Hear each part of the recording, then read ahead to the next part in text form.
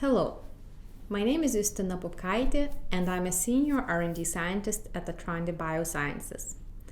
I would like to talk about antibody detection and sorting using our droplet microfluidics platforms Onyx and Styx, specifically antibody detection based on a fluorescence resonance energy transfer system, or FRET.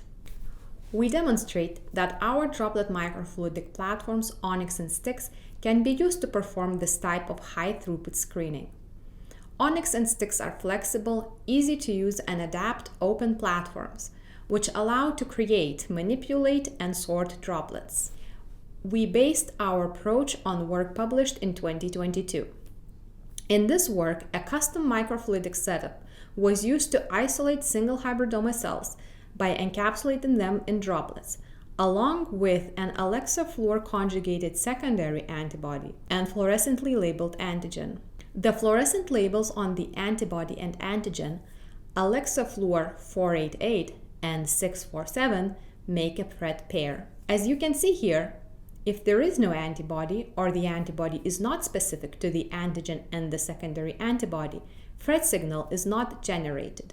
Only if the antibody of interest is present, antigen and secondary antibody bind to it, which brings the fluorescence moieties into proximity. When a laser is used to excite Alexa fluor 488, part of its fluorescence energy is transferred to Alexa fluor 647, and its fluorescence is observed.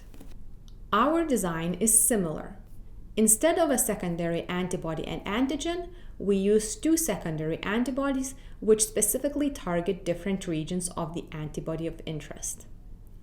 Specifically, we choose Alexa fluor 488 labeled antibody that targets the Fab fragment and Alexa fluor 647 labeled antibody that targets the Fc fragment, the two fluorophores making the FRET pair.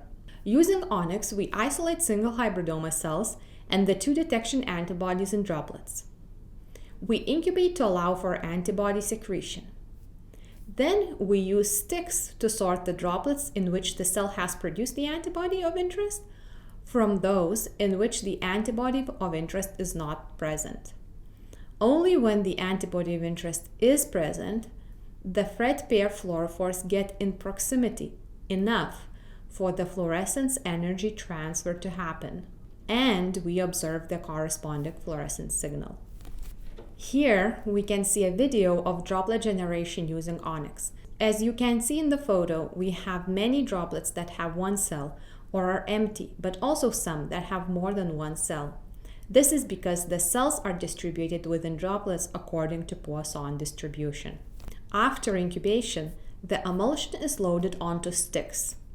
Using Styx, we can use one excitation wavelength, in this case 488 nanometers, and observe four fluorescence channels independently. Here you can see the profile of green fluorescence, which shows us that Alexa fluor 488 is excited and produces fluorescence. But we also see fluorescence in the red range, around 670 nanometers.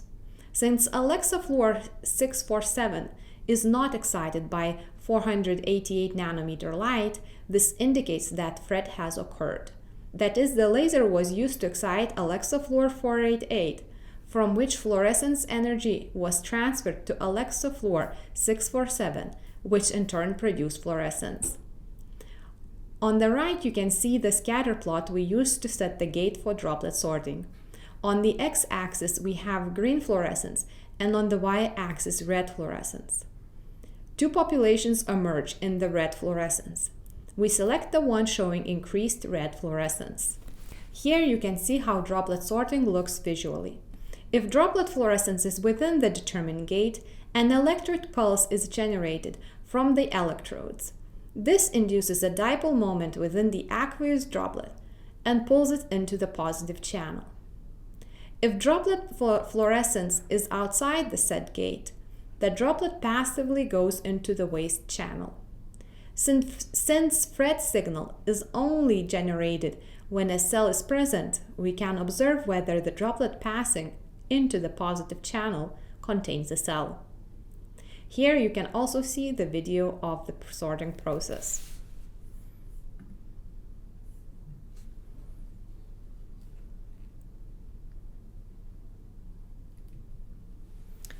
Finally, I would like to show you images of the sorted emulsions. Top row are fluorescence images and bottom row are bright field images. On the left, you can see emulsion before sorting. Most droplets have only background fluorescence, but a few have slightly higher fluorescence. We can see that not all droplets containing cells have higher fluorescence, indicating that not all cells produce antibodies. In the middle, we see the positive sorted emulsion, in which almost all droplets contain cells and show increased fluorescence. On the right, we see waste emulsion, in which almost all droplets are empty and have low fluorescence.